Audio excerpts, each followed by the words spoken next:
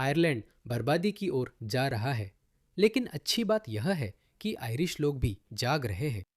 मेरे पास आपके साथ साझा करने के लिए कुछ चौंकाने वाले वीडियो है, तो इसे देखिए। अब आयरलैंड में पारंपरिक आयरिश बोलने वालों की तुलना में मुसलमानों की संख्या अधिक है। इस बात को समझिए। ये माइकल है, मुझे लगता है इनका नाम माइकल या कुछ ऐसा है। इनकी बात सुनिए। अब आयरलैंड में मुसलमानों की संख्या पारंपरिक आयरिश बोलने वालों से ज्यादा है। मैं आपको ये वीडियो दिखाना चाहता हूँ जिसमें आयरलैंड के इस्लामी केंद्र हैं। रैमलिनाहान ने कहा कि यह गेम सिविलाइजेशन जैसा है जिसमें एक पक्ष धार्मिक विजय के लिए आगे बढ़ता है।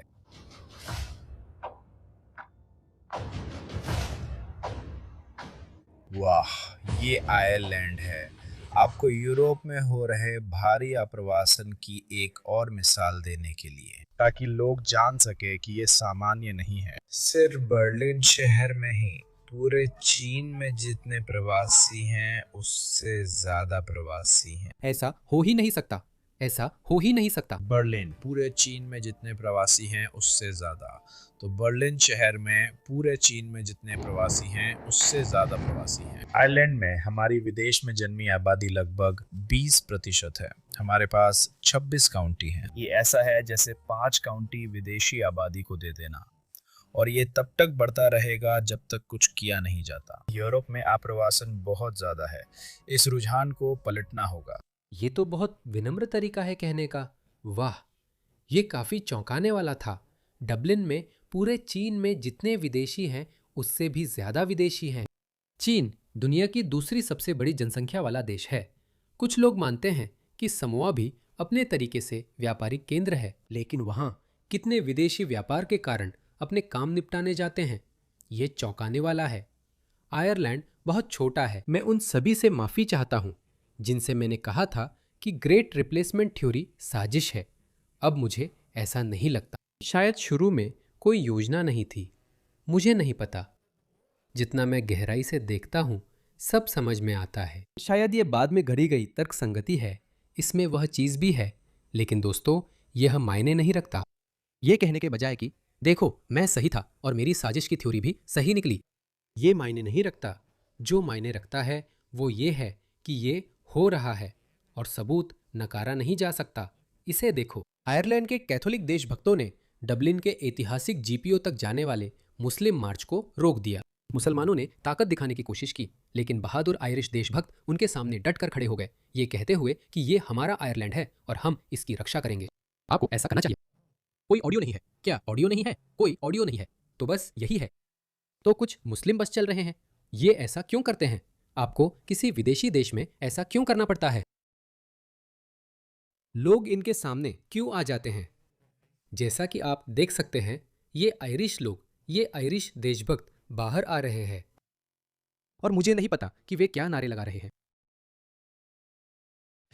ऐसा लगता है वोक आयरिश लोग कुछ नहीं करेंगे। ये आयरिश कैथोलिक ईसाई है, ये जरूर कुछ करेंगे। इसे देखिए। ये डबलिन है। जिहाद डबलिन में। आयरलैंड नहीं, बेलफास्ट, डबलिन, कॉर्क। ठीक है। मुसलमान खुले आम इस्लाम फैलाते हैं। मैंने एक वीडियो देखा जिसमें ईसाइयों को प्रचार से रोका गया था। वो मुस्लिम देश था, जगह पता नहीं, लेकिन यहाँ हम उन्हें प्रचार की अनुमति देते हैं। अस्सलाम वालेकुम वरहमतुल्लाहि वबरकातुहू सभी को। नहीं, माफ कीजिए, नहीं नहीं। तो आप जानते हैं कि मुसलमानों को इसकी अनुमति नहीं है। माफ कीजिए, आप जानते हैं कि गैर मुसलमानों को मुस्लिम देशों में ईसाई धर्म या हिंदू धर्म या कोई भी गैर इस्लामी धर्म का प्रचार करने की अनुमति नहीं है। ऐसा एक भी मुस्लिम देश नहीं है जो इसकी अनुमति देता हो। मेरे पास एक वीडियो है जिसमें अमेरिका में एक ईसाई व्यक्ति मुस्लिम को ईसाई धर्म का प्रचार कर रहा था। तभी एक मुस्लिम व्यक्ति आकर कहता है कि यहाँ प्रचार की अनुमति नहीं है। इसलिए बात यह है कि हमारे सभी पश्चिमी देश इसकी अनुमति देते हैं। अस्सलाम वालेकुम वरहमतुल्लाहि वबरकातुहू सभी को। हम यहाँ आयरलैंड के कॉर्क में हैं। हम अभी डबलिन से आए हैं और फिर हम बेलफास्ट से भी आए हैं। तो हम पहले ही 3 शहरों में जा चुके हैं और आपकी मदद की वजह से दोस्तों हम आयरलैंड में यात्रा कर पाए हैं और हर किसी को कुरान की मुफ्त प्रतियाँ बांट पाए हैं। अगर आप इस्लामी प्रचार का समर्थन करना चाहते हैं तो justmuslim.org जाएं या बैंक ट्रांसफ़र से दान करें। अगर आप सिर्फ टिप्पणी लिखते हैं तो देख सकते हैं कि लोग आज हमसे मुफ्त कुरान ले रहे हैं। तो जैसा कि आप देख सकते हैं दोस्तों, हम जनता को मुफ्त कुरान दे रहे हैं। ये सब आपकी मदद से हुआ। सुभान अल्लाह। अल्लाह आयरलैंड के डबलिन और बेलफास्ट के भाइयों को इनाम दे। तो हम इसकी इजाज़त देते हैं। हाँ, आप इसकी इजाज़त देते हैं। आप उन्हें प्रचार करने देते हैं। आप उन्हें अपने इलाके बनाने देते हैं। आप सब कुछ करते हैं। हम उनके लिए सब कुछ करते हैं, फिर भी वे खुश नहीं होते, क्योंकि इंसान ऐसे ही होते हैं। आप उन्हें सूरज और चांद भी दे दो, फिर भी वे खुश नहीं होंगे। एक मुस्लिम, काली मुस्लिम महिला आयरलैंड में शिकायत करती है कि यहाँ बहुत ज़्यादा गोरे लोग हैं और कहती है कि उन्हें चांद या ओमास पर चले जाना चाहिए। जब मैंने पहली बार ये आंकड़ा सुना तो मैं हैरान रह गई, लेकिन मुझे सच में कोई हैरानी भी नहीं हुई। मेरी पूरी आयरिश शिक्षा के दौरान मेरे पास कभी भी कोई ऐसा शिक्षक नहीं था जो मेरी तरह दिखता हो। लेकिन मुझे सबसे ज़्यादा चिढ़ तब होती है जब लोग इसका दोष गेल्टक पर डाल देते हैं। मैं आपको अभी बता सकती हूँ कि गेल्टक निश्चित रूप से जातीय अल्पसंख्यक पृष्ठभूमि से आने वाले लोगों के लिए शिक्षण में आने में एक बाधा है, लेकिन मेरी राय में यह सबसे बड़ी बाधा नहीं है। अगर ऐसा होता तो सेकेंडरी स्कूल में जातीय अल्पसंख्यक शिक्षक ज़्यादा होते, क्योंकि वहाँ गेल्टक ज़रूरी नहीं है। मैं मान रहा हूँ कि गैल्गा किसी तरह की ऐसी प्रणाली है जो आपकी शिक्षण क्षमताओं, योग्यता और दक्षता को निर्धारित करती है। उन्हें हमेशा स्थिति को चुनौती देनी होती है, जैसे नस्लवाद या हाशिए पर डाले जाने की शिकायत करना। ये सिस्टम हमारे खिलाफ है और दयालु वामपंथी लोग हद से ज्यादा रियायतें देना शुरू कर देंगे। आंकड़े उतने ही कम हैं जितने प्राथमिक स्कूल में पढ़ाने के क्षेत्र में। मुझे लगता है इसमें एक समस्या प्रतिनिधित्व की भी है। पाठ्यक्रम तो हाल के वर्षों में ही इतना विविध हुआ है, और साथ ही बच्चे और किशोर जिन सभी शिक्षकों को देख रहे हैं वे सभी श्वेत हैं। लेकिन साथ ही शिक्षा में जातीय अल्पसंख्यक पृष्ठभूमि से आने वाले छात्रों के साथ जो व्यवहार होता है वह भी काफी चौंकाने वाला है। शिक्षा वाकई चौंकाने वाली है। मुझे लगता है अगर उन्होंने आपको नियंत्रण दिया तो हालात और खराब होंगे, क्योंकि अगर आपकी संस्कृति सफल देश बना सकती थी तो आप यहाँ नहीं होते। हमने इसे वास्तविक समय में देखा है। अब यह दार्शनिक चर्चा नहीं रही और हमें किसी अकादमिक के पीएचडी शोध प्रबंध लिखने का इंतजार नहीं करना है। वे शायद 20 साल बाद ऐसा करेंगे, लेकिन अभी हम इसे वास्तविक समय में देख रहे हैं। हीन संस्कृतियां हीन समाज बनाती हैं। मेरा उद्देश्य अपमान करना नहीं है। शायद मैं उतना वाक्पटु नहीं हूं, इसलिए मुझे इससे बेहतर शब्द या वर्णन नहीं मिल रहा। शायद ठीक है, कम विकसित संस्कृतियां, लेकिन उन्हें इससे भी दिक्कत होगी। कम विकसित संस्कृतियां कम विकसित समाज बनाती है। यह समाज अपनी संस्कृति का प्रतिबिंब होता है। कुछ समाज स्वतंत्रता और व्यक्तिगत अधिकारों पर ज्यादा ध्यान देते हैं। इसी कारण पश्चिम अनोखा है। पश्चिम मधुमक्खी के छत्ते जैसा व्यवहार नहीं करता। ये एक बहुत ही व्यक्तिवादी समाज है। यही कारण है कि अधिकांश पश्चिमी लोगों के लिए अनदेखा करना स्वाभाविक था, क्योंकि हम व्यक्तिवादी हैं। इससे मुझे कोई फर्क नहीं पड़ता। मेरी नौकरी ठीक है, मैं अपने बिल भर रहा हूँ, सब कुछ ठीक है, मैं इसे अनदेखा कर दूंगा। लेकिन एक बार जब आप किसी बीमारी की चपेट में आ जाते हैं,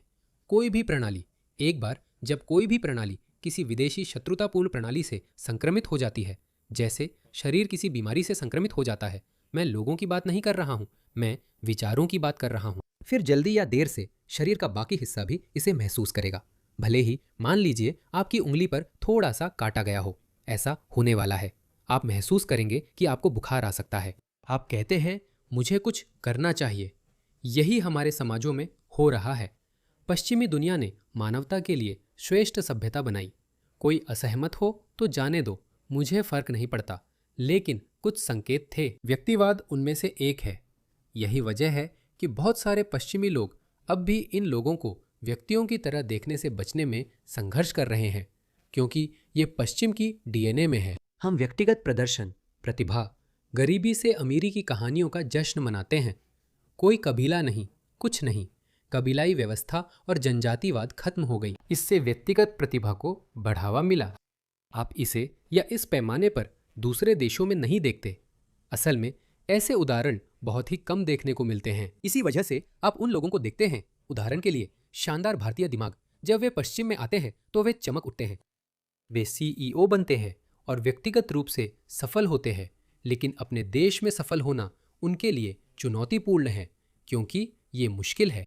कबीलाई मानसिकता, जनजातीयता, जाति व्यवस्था जैसी कई रुकावटें हैं, जैसे भारत में जाति व्यवस्था, पाकिस्तान, सोमालिया, सूडान में जनजातीयता।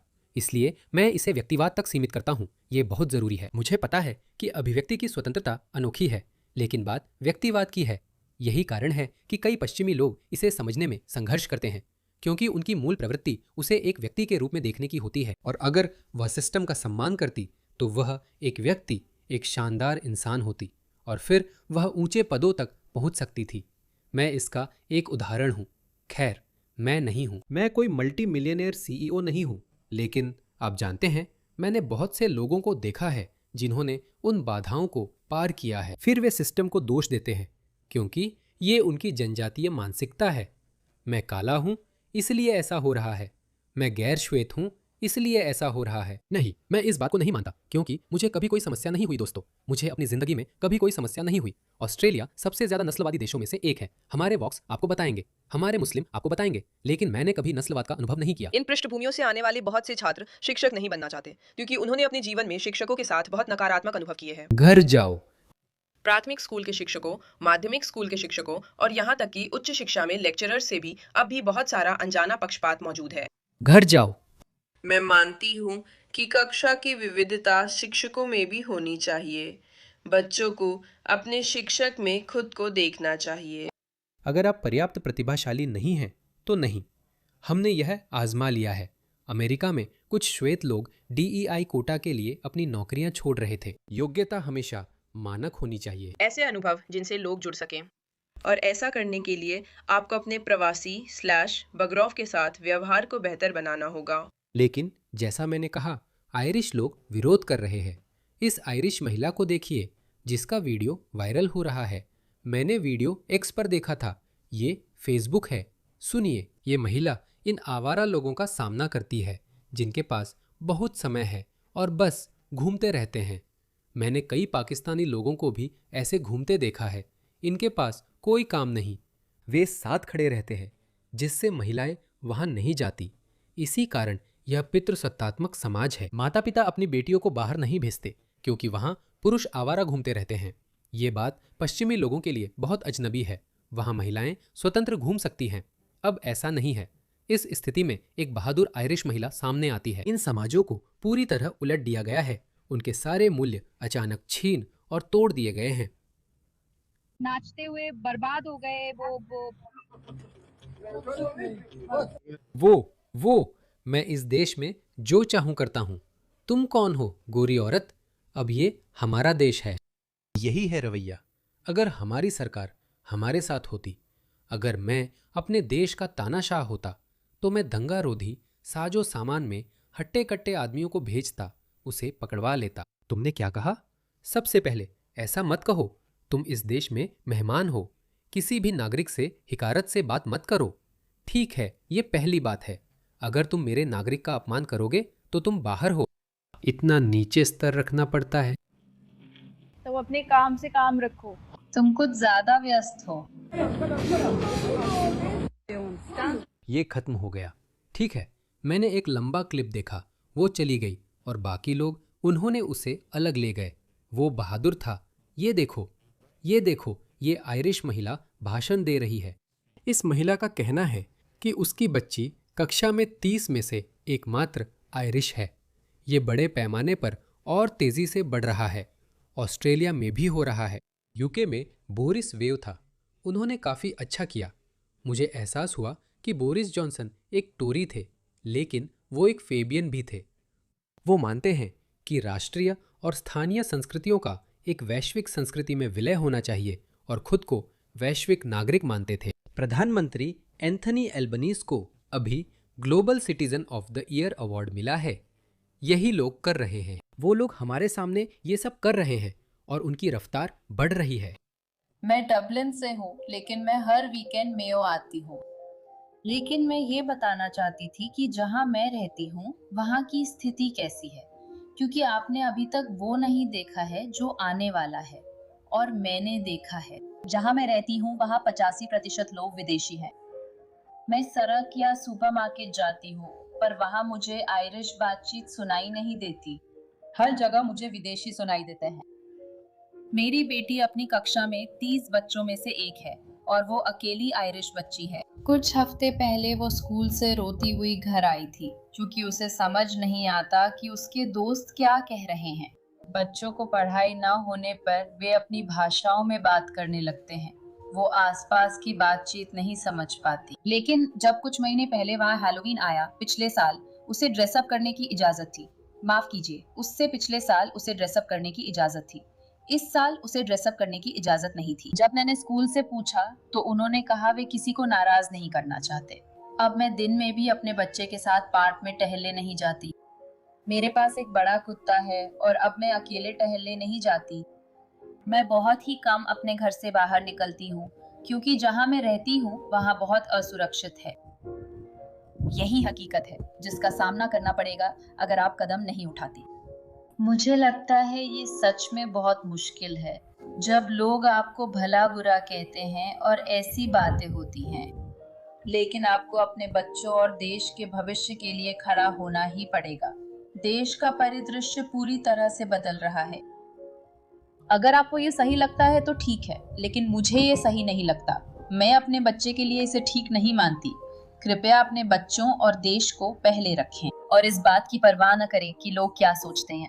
मैं जानता हूं कि मैंने हमेशा ये कहा है क्योंकि मुझे यूके की राजनीति में दिलचस्पी इसी वजह से आई। मैंने हमेशा कहा है कि हे भगवान, यूके टकराव का केंद्र बनने वाला है।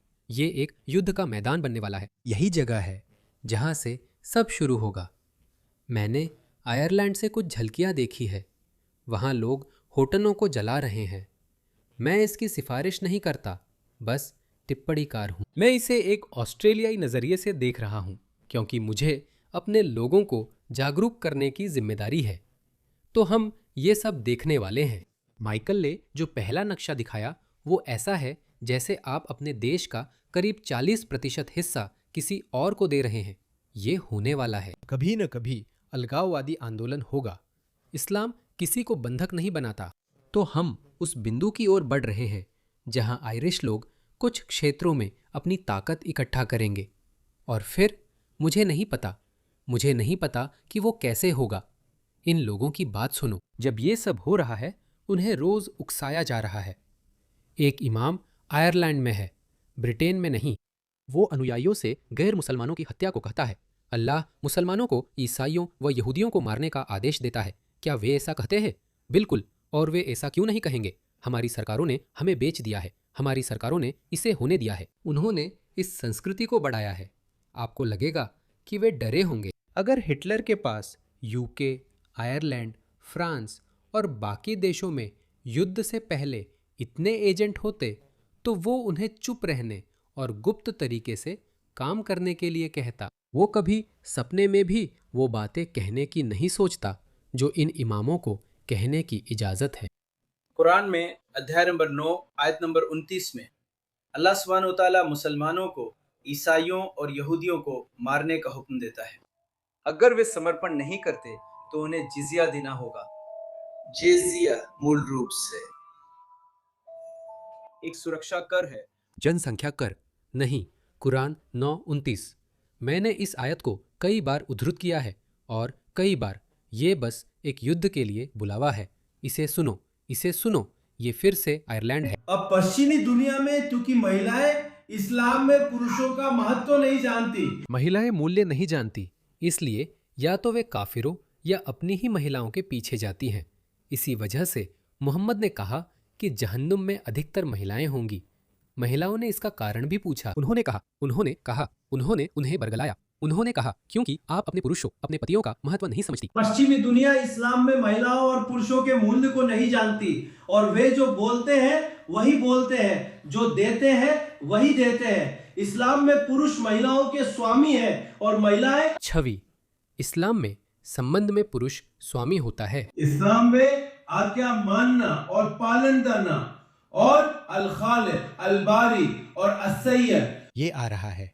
तुम वो पागलो, बैंगनी बालों वालों, नाक में रिंग पहनने वाले पागलो, चाहे जितना भी पश्चिमी पितृसत्ता और गोरे आदमी से नफरत कर लो, एक बार जब ये लोग पश्चिमी पितृसत्ता और पश्चिमी विश्व व्यवस्था को खत्म कर देंगे तो यही तुम्हारा भविष्य होने वाला है। और ये औरत के लिए जरूरी है कि वो अपने पति की इजाजत के बिना अपने घर से बाहर ना निकले। तुम जानते हो वह क्या कह रहा है? हमने तुम्हें पहले भी कई बार बताया है। ये सोचना बेवकूफ़ी है कि ये तुम्हारे साथ नहीं होगा। दोस्तों, ये हर जगह हो रहा है।